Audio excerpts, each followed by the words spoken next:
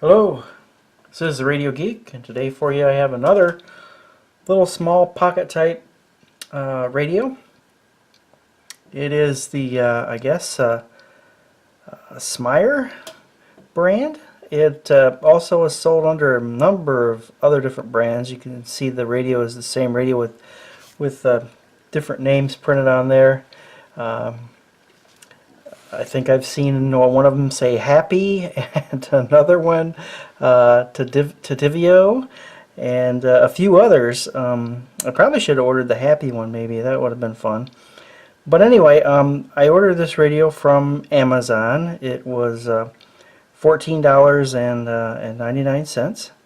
It's a AM and FM and shortwave radio. The shortwave radio runs between 3.2 and 21.98 megahertz, and you can select the different bands for FM depending on what region in the world that you are. And it has AM and I believe a long wave band too. Mine, however, when I ordered it, I just ordered it from Amazon and it came, and unfortunately mine is set for AM as a 9 kilohertz step for the AM band instead of the 10 kilohertz that is used in North America. So it's a little messed up. So I thought, well, maybe in the manual there's a spot that will show you how to change it, to 10. There's a lot of radios that you can do that by holding down a button or something and switch it back and forth. Well, I couldn't find anything in the manual about it, and I just kind of played around with it and some of the buttons, and I couldn't get it anything to change it off for that. So I emailed the seller and said, hey, I just got this radio, and it's set for 9 kilohertz, and I need it to be set for 10 kilohertz here in the U.S. Can you tell me how to change it, or can I exchange it for one that's a 10 kilohertz radio? And the seller got back to me right away, and he just said, oh, sorry about that. We're going to check our inventory and see if we got any others in here that are mixed up. And he just decided just to refund the money for the radio. So it's not set for 10, and it probably isn't something that you can change. It's probably some value in some register inside the radio chip, or a micro or something like that tells it what to be. In fact, on the box it has I don't know if you can see that or not, but there's little check boxes for the step and what color it is, and nothing is checked on the box for anything. So I'm sure they just got them mixed up and got the wrong ones in the wrong pile or whatever. But anyway, let's just give you a quick tour here of what we have. We have the display, which has a clock. It also has an alarm as well. The display and the clock is only 24-hour time, military time. It will not do 12-hour time. And I think it's kind of funny that they have the word display right here on the radio to let you know that there's a display there, I guess. I'm going to see if this peels off. There's a protective film here there. That'll make it look a lot nicer. The buttons that we have here on the front of it is mute, on off, favorite, memory plus, lock, and some of these are dual functions, memory, and we have shortwave and time, medium wave and hour, and FM and minute. And then we have the volume up and down here, and the tuning up and down there. And on the side we have the headphone jack.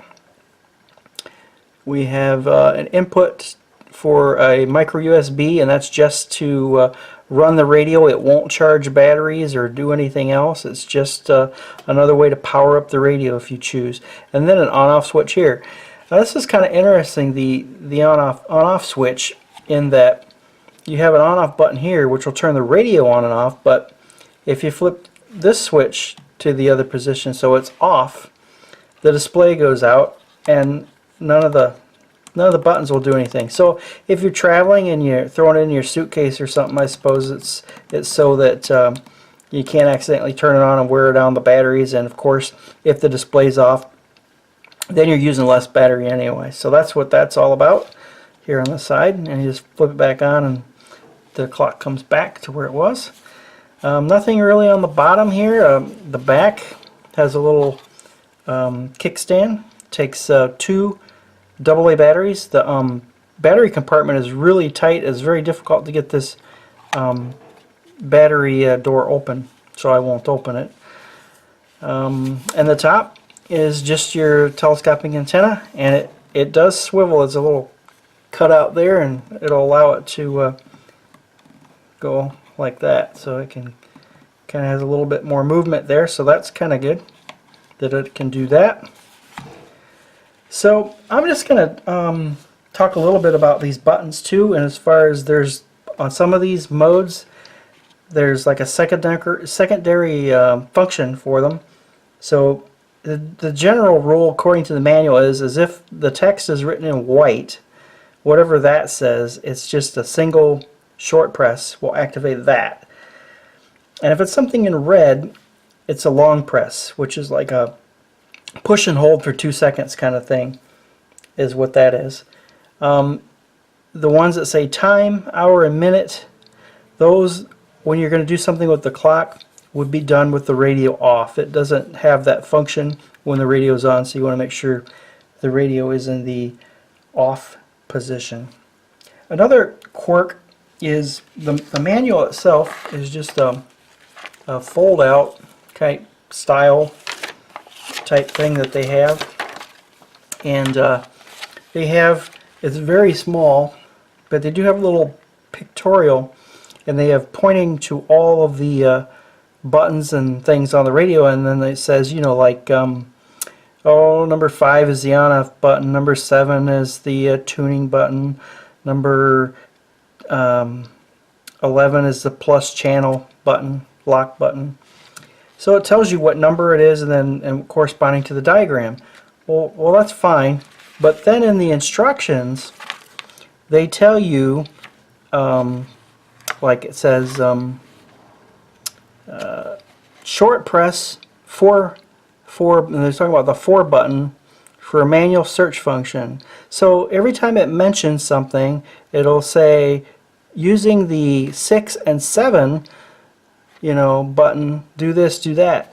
Well, you have to constantly refer back to your little small diagram to figure out what button they're talking about, whereas they could have just used the name of the button in the manual. It would have been much easier to follow and better. So there are some shortcomings in the manual which can kind of make it a little frustrating. It's not really that difficult. It's just the way it's laid out and everything just kind of makes it a little more laborious to get where you want to go, I guess. The other weird thing that I found, and I really didn't find anywhere in the manual where it even really discusses the mute button, but it appears that the mute button pretty much has the same function as the on-off button, as near as I can tell. So I'll turn the radio on here. You gotta hold it for a couple seconds. It's on. There's the radio.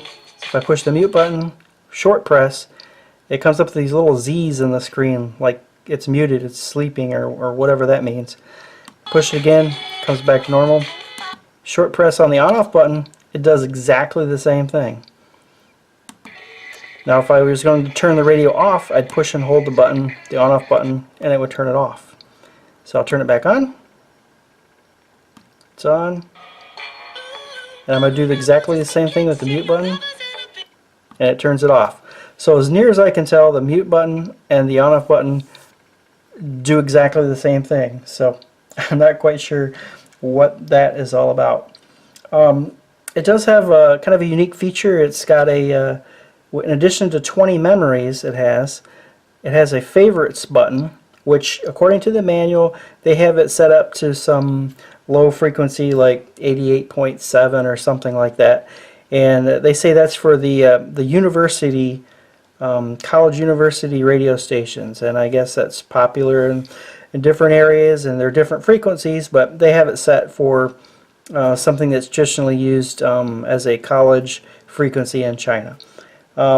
They say that you can reprogram it to something else that you want. The neat thing about it is, even if the radio is off and you push it and hold it, it'll make the radio come on and it'll be to that channel. And it's only a one channel button, and that's all that it's all it does. So I've already reprogrammed mine, so I'll show you. I don't have the antenna up, so get that up here.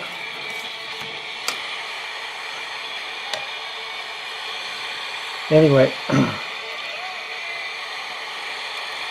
so that's what that is. So now that you're in this favorite channel mode, and it's got little Chinese characters up here, and I don't know what that means. In Chinese, maybe it means college or something. You can change the channel to whatever you want it to be. So now it's found a channel there. Let's say I wanted to make that one the college channel or the favorites channel. Since I'm still in that mode with those Chinese characters there, all I have to do is hold this down for a couple seconds and it flashes. And now, if I hit the FM button or something else to get out of that mode, I'm on this channel. But if I want to go back to that favorites channel, the one I just set, I just hit it again and we're back to that channel there. So it's kind of a unique feature that's got a single button that you can use to have your favorite channel stored in addition to the other 20 memories that you have. The radio also comes with some earbuds, and they're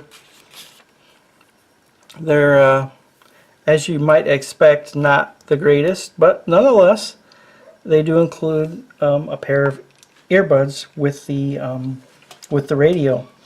Another thing in the manual, it talks about the display, and in the manual it calls it an orange display, and this one obviously has a blue display. So there's some small little things like that, and then there's some things about programming the memories and things that you just kind of have to play with it to get used to it. Like the memory button is you setting that memory, whatever station you're on, to a certain memory location, and the M plus button is you going through your memories and stopping where you want to be. Now the interesting thing about that is when you push the memory button, it'll show you up in the corner what memory channel you're going to, but it doesn't show you what frequency that is. You have to go to, like, say channel 3, shows 3 on the screen, and then you let go of the button and wait for a second and a half, and then it goes to whatever channel 3 is programmed and it plays that station and it displays it on the radio. So it's not like a lot of other radios where you go through the memories, and as you go through the memories, not only does it show you what memory location is, it shows you what the frequency is for that memory location. It doesn't do that until after you decide, yeah, I want to go to memory 3. So if you have some station that you have in your memories and you say, I want to listen to 103.7 or something, and that's boy, what memory channel did I put that in? I can't remember.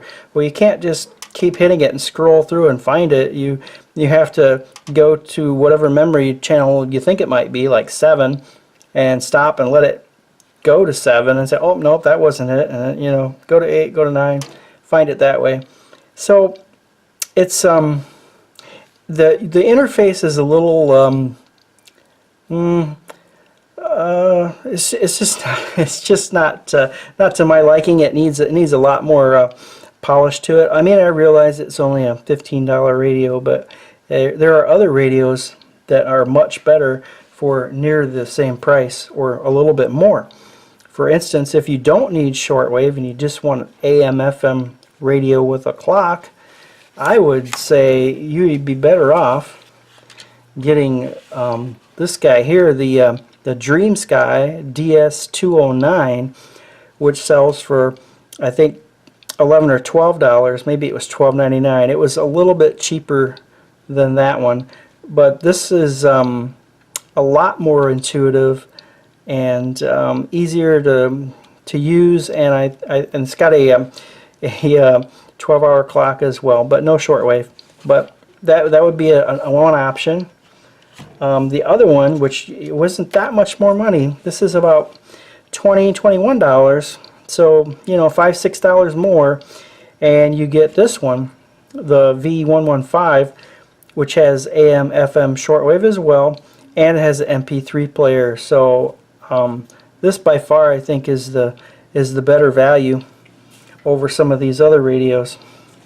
But you know, this isn't too terribly bad. It's just I don't think that I would say that I would recommend it when you have these other radios that are available in a similar price range.